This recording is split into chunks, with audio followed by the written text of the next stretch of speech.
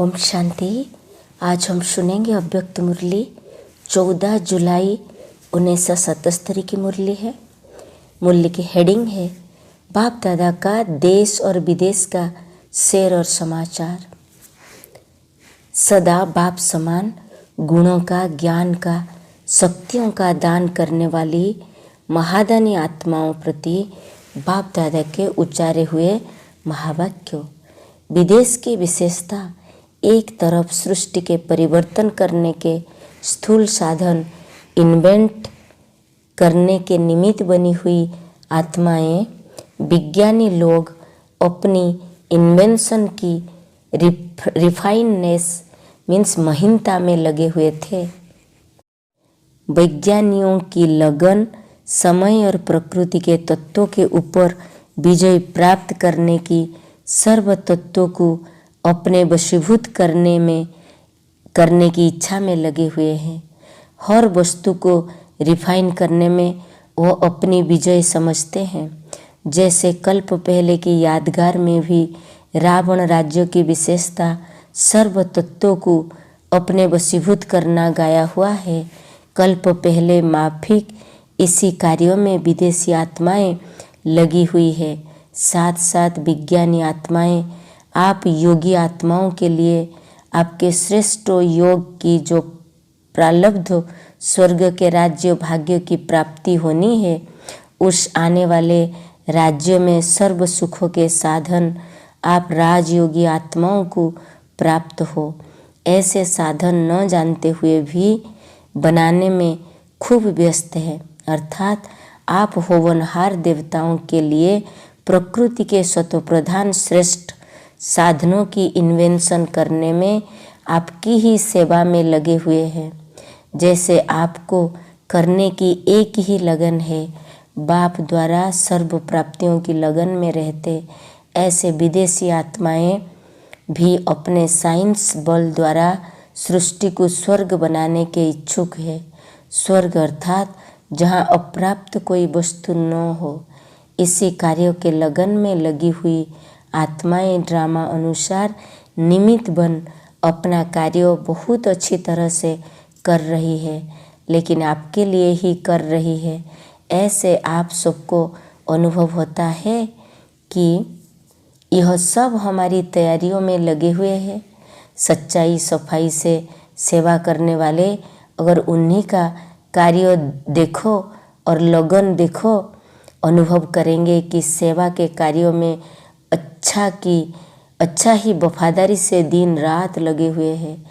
सेवाधारी तो एक ही लगन में मगन है, लेकिन आप आत्माएं जो सर्व सुखों के साधन प्राप्त करने वाली है, विश्व के राज्यों के अधिकारी बनने वाली है, जो सर्व सुखों के साधन प्राप्त करने वाली है, विश्व के राज्यों के अधिकारी बनने वाली, ओहो इसी लगन में मगन रहती हो।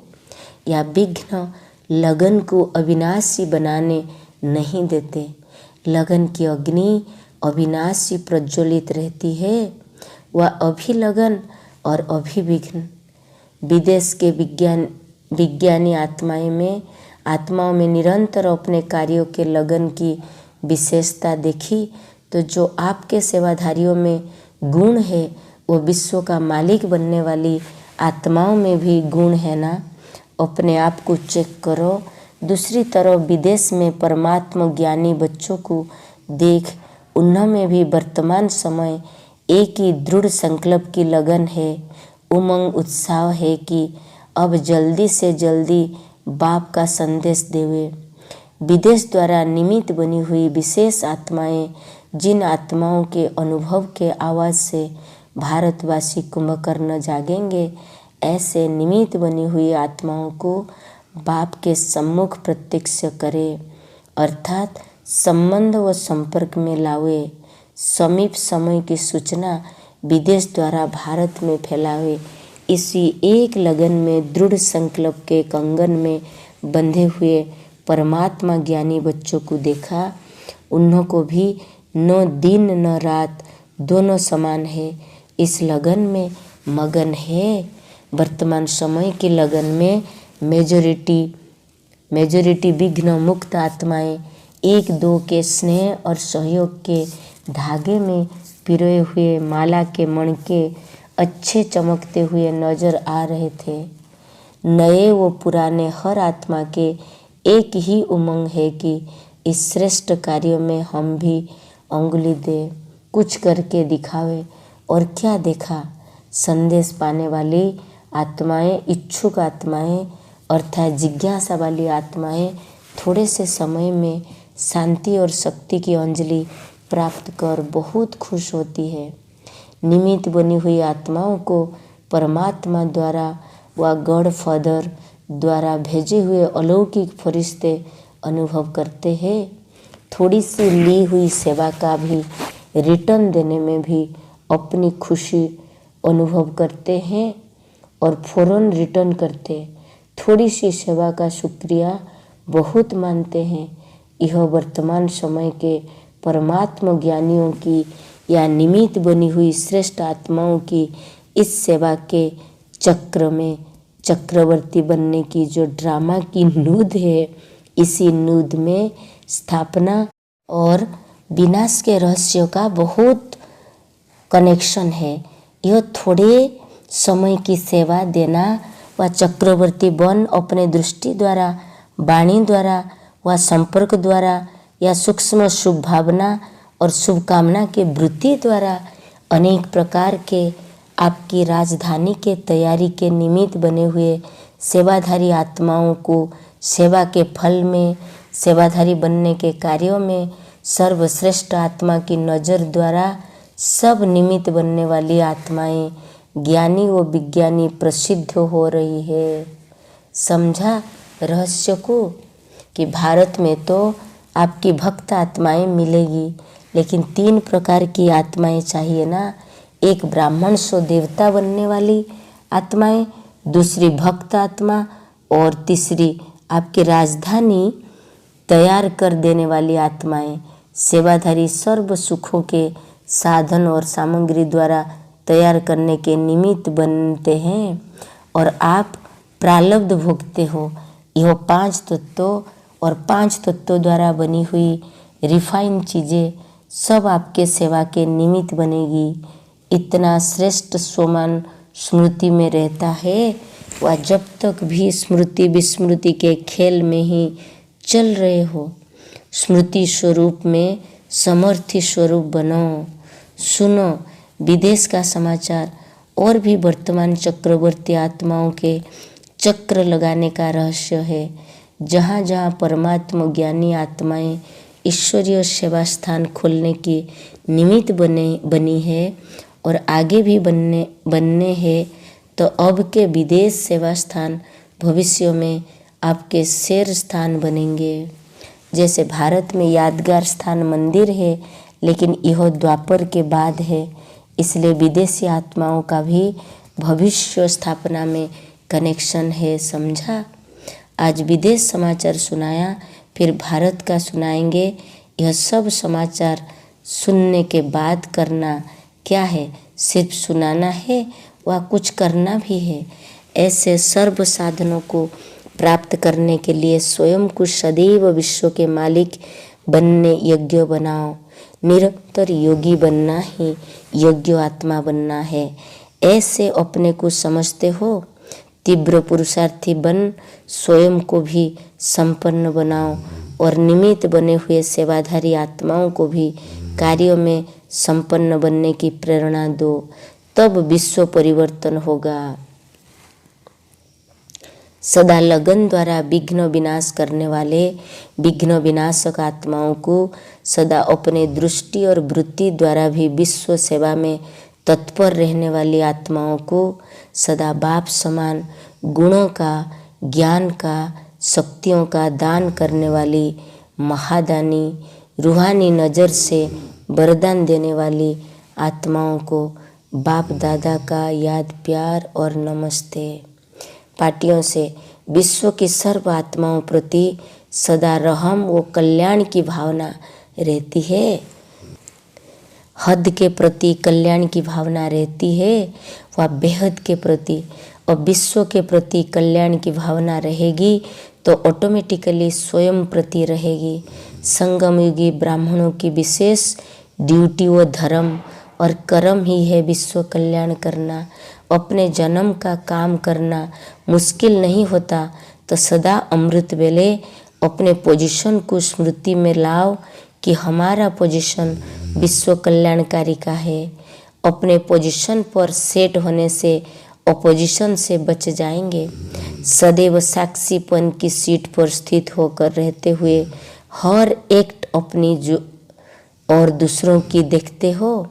कोई ड्रामा की सीट पर स्थित ही देखने में जमा आता है। कोई भी सीन सीट के बिना नहीं देखा जाता। तो साक्षीपन की सीट पर सदा स्थित रहती हो। यह बेहद का ड्रामा सदा चलता रहता है। यह 2-3 घंटे का नहीं, अविनाशी है।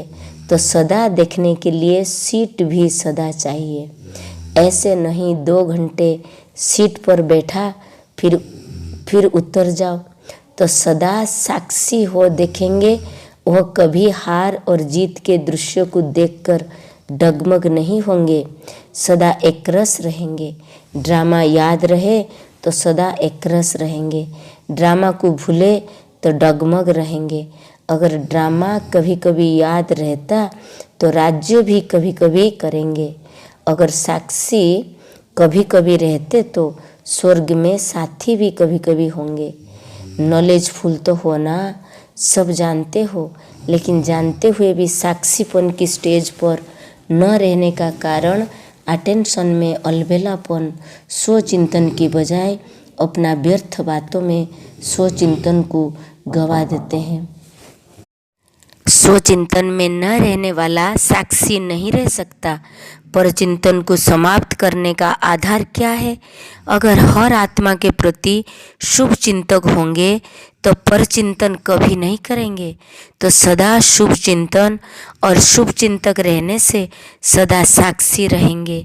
साक्षी अर्थात अभी भी साथी और भविष्य में भी साथी। विशेष आत्माओं ने अपनी विशेषता क्या दिखाई? लास्ट विशेषता कौन सी होगी? विशेष आत्माओं की जिसका इन एडवांस पहले से बाप दादा दृश्य देख रहे हैं, वो क्या विशेषता होगी? जैसे साइंस वाले हर चीज़ रिफाइन भी कर रहे हैं और अपनी स्पीड क्विक तेज भी कर रहे हैं। जैसे कहने में आता है मिनट मोटर, ऐसे विशेष आत्माओं की लास्ट विशेषता यही रहेगी। सेकंड में किसी भी आत्मा को मुक्ति और जीवन मुक्ति के अनुभवी बना देगी। सिर्फ रास्ता नहीं बतलाएगी, लेकिन 1 सेकंड में शांति का व अतीन्द्रिय सुख का अनुभव कराएगी। जीवन मुक्ति का अनुभव है सुख और मुक्ति का अनुभव है शांति। सामने आया और अनुभव किया। ऐसी स्पीड जब होगी तब साइंस के ऊपर साइलेंस की विजय देखते हुए सबके मुख से वाह वाह का आवाज़ निकलेगा कि साइंस के ऊपर भी इनकी विजय हो गई। जो साइंस नहीं कर सके वो साइलेंस करके दिखाए। साइंस का लक्ष्य भी है सबको शांतिमय सुखमय जीवन व्यतीत करना। तो जो साइंस नहीं कर सके वो करो, तब कहेंगे साइंस के ऊपर विजय। शांति वालों को शांति और सुख वालों को सुख मिले, तब आपका गायन करेंगे, आपको पूर्वज मानेंगे, इष्ट देव समझेंगे और बारंबार बाप की महिमा करेंगे। इसी आधार पर फिर द्वापर में भक्त और धर्म पिता के संस्कार इमर्ज होंगे। यह विशेष कार्य अब होने वाला है। तब समझो लास्ट विजय का समय आ गया। सबको कुछ न कुछ मिलेगा। सिर्फ भारतवासी ही नहीं समझेंगे कि हमारा बाबा है, सभी समझेंगे हमारा है। तब तो ग्रेट ग्रेट ग्रैंडफादर कहा जाएगा ना। दूसरे देश वाले अभी समझते हैं, भारत के पिता का परिचय देते हैं, लेकिन जब कहा जाता गॉड इज वन, भगवान एक है, तो सभी वन एक का अनुभव तो करे ना। जब ऐसे वन का अनुभव करे तब सब समझे कि विन माना विजय होगी। सबके मुख से एक आवाज़ निकले कि हमारा बाबा। तो फिर द्वापर में सभी ओ गॉड फादर कहो पुकारेंगे। यही है बाबा बोला तो विजयी होगी, विन होगा कब ना, तो सभी जब अनुभव करे कि जब ऐसे वन का अनुभव करे, one God, one father, God is one, जब सभी के मुख से ये शब्द निकले तब जाकर विजयी होगी। और सबके मुख से एक आवाज़ निकले कि हमारा बाबा। तो फिर द्वापर में सभी ओ गॉड फादर कहकर पुकारेंगे। अच्छा, बाबा बोल रहे कि बाप दादा का देश और विदेश का शेर समाचार सुना कि सदा बाप समान गुणों का, ज्ञान का, शक्तियों का दान करने वाली महादानी आत्माओं प्रति बाप दादा के उच्चारे हुए महावाक्य था कि बाबा देश और विदेश का शेर समाचार सुनाए। ओके, ओम शांति।